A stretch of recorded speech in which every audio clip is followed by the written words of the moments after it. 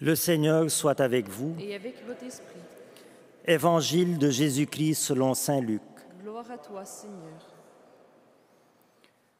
En ce temps-là, comme tout le monde était dans l'admiration devant ce qu'il faisait, Jésus dit à ses disciples, « Ouvrez bien vos oreilles à ce que je vous dis maintenant. Le Fils de l'homme va être livré aux mains des hommes. » Mais les disciples ne comprenaient pas cette parole, elle leur était voilée, si bien qu'ils n'en percevaient pas le sens et ils avaient peur de l'interroger sur cette parole. Acclamons la parole de Dieu.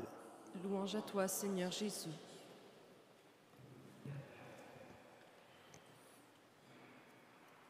Vanité des vanités, tout est vanité. Fameuse parole de Qoélète qui concluait la première lecture et qui dit la fragilité de la condition humaine et le caractère fugitif, le caractère éphémère de toutes les activités humaines, bonnes ou mauvaises.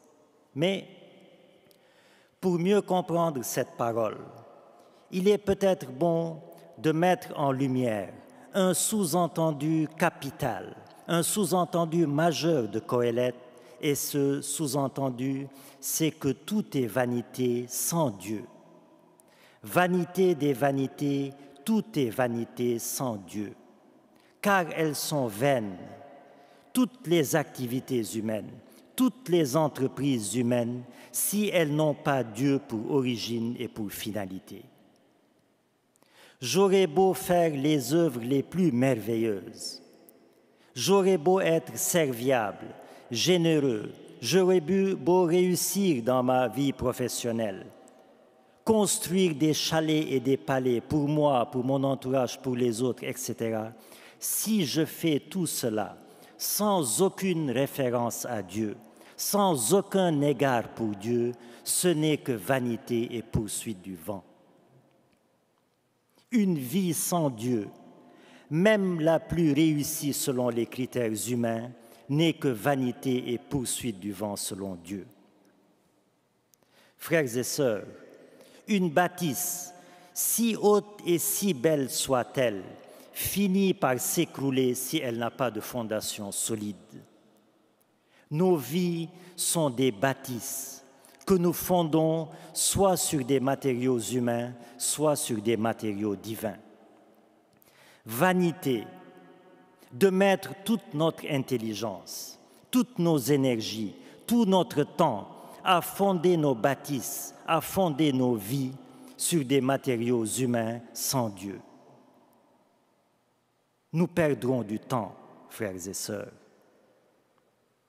Si donc nous constatons que notre bâtisse est chancelante, si nous constatons que notre bâtisse menace de s'écrouler, demandons-nous si la pierre de fondation est Jésus-Christ lui-même ou bien c'est nous-mêmes et agissons au plus vite, car la bâtisse ne tiendra pas longtemps sans lui. Le péché, dit-on, c'est de manquer le but pour lequel nous sommes faits. Or, nous sommes faits pour Dieu, non pas pour nous-mêmes, pas pour nos réalisations, pas pour nos réussites, même les plus méritoires humainement parlant. Notre vie n'a de sens que parce que Dieu lui en a donné un. Alors, chrétien, chrétienne, où est Dieu dans tes activités quotidiennes? Te souviens-tu de le mettre au quotidien dans tes activités, dans ta vie? Ou bien ta vie chrétienne est remplie de tout sauf de Dieu? Car on peut prier, on peut faire de l'aumône, on peut jeûner, on peut lire la Bible, etc., etc., mais sans aucune relation avec Dieu. On le ferait seulement par bienséance, et cela est aussi vanité. Vanité des vanités, tout est vanité sans Dieu. Alors demandons par cette Eucharistie, frères et sœurs, demandons sincèrement, pas par formalisme, demandons sincèrement que nos paroles, que nos pensées, que nos activités quotidiennes soient toujours empreintes d'une touche céleste, d'une touche divine, sans laquelle tout, absolument tout est vanité, car sans moi vous ne pouvez rien faire, nous dit Jésus, le Christ notre Seigneur. À lui soit la gloire pour les siècles des siècles.